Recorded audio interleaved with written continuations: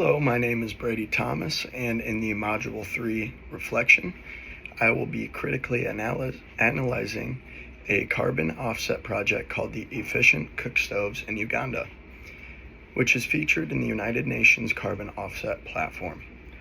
I will be discussing the goals of the project, its positive impacts, its challenges, and then offering my personal reflections on whether carbon offset initiatives like this one are effective tools in addressing climate change overall.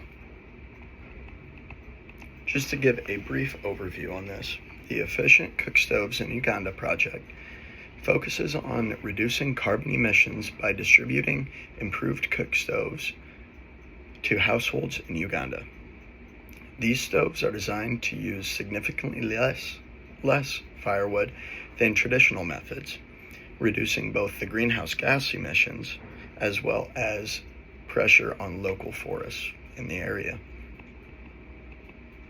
The project is primarily based in rural regions of Uganda, where a large portion of the population still relies on biomass, such as wood or charcoal for cooking.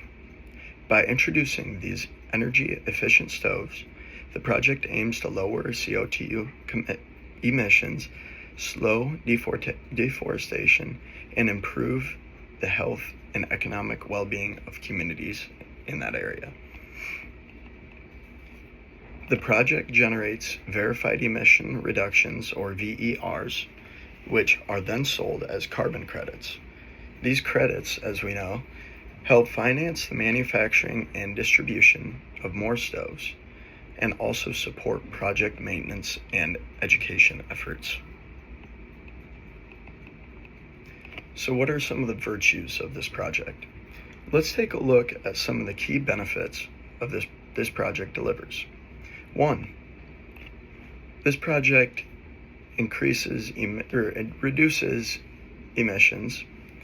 Each efficient cook stove can reduce up to 3 tons of CO2 per year, which is a greenhouse gas. Since many Ugandan households traditionally use open fires for cooking, these stoves dramatically cut down on the amount of firewood needed to cook, which then translates into less deforestation and fewer greenhouse gas emissions. It also has social and economic benefits for the Ugandans. The benefits goes far beyond carbon. The project improves the lives of women and children, and men especially. In Uganda, it's typically women who gather the firewood in the area, and this can take several hours and sometimes a day.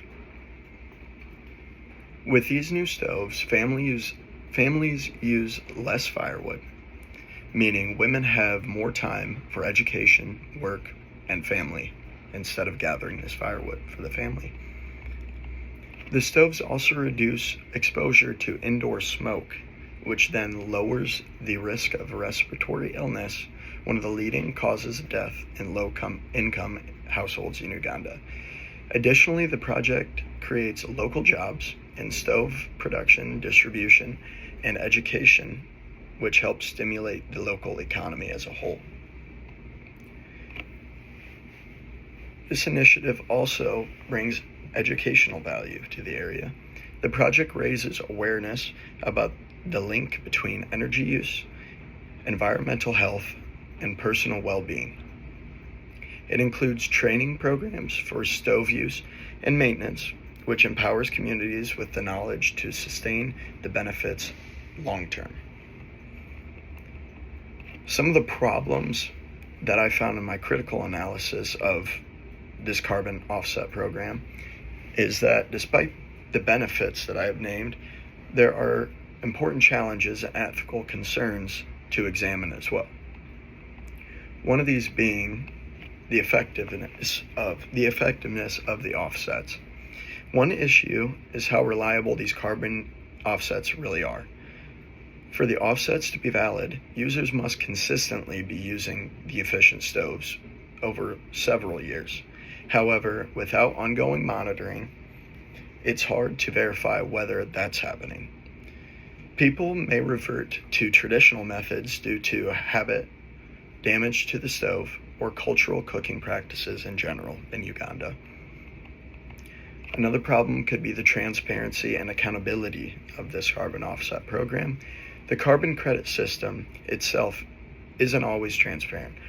While credits are sold to companies or individuals aiming to offset their emissions, it's not always clear how much of that money returns to the community or is reinvested in further environmental efforts in the area. Additionally, verifying the actual amount of CO2 saved is technically complex. Small measurement errors or overestimates can lead to inflated credit values, reducing the integrity of the overall system of the carbon credit system. Another problem is the risk of greenwashing in the area. As we might know, this is a problem with a lot of offset programs. Perhaps the most significant concern is greenwashing, as I've said. Companies may use carbon credits to make themselves appear environmentally responsible without actually reducing their own emissions to be able to earn this.